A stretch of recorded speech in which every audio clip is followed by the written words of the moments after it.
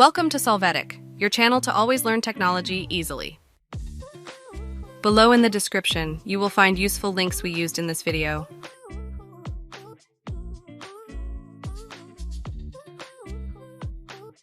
Today in Solvetic, we will see how to make and insert a triangle in Word. We enter Word and then click on the Insert menu. Now click on the Shapes section.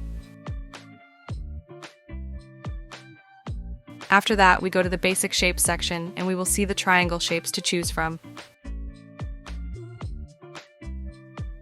We click on one of them and draw our triangle. If we want to maintain the proportions, we will hold down the Shift key at the same time.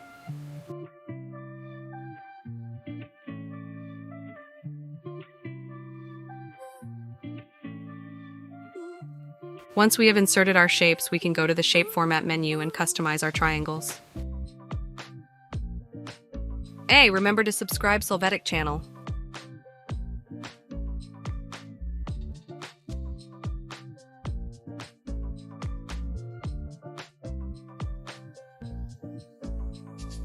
We hope it has been helpful for you.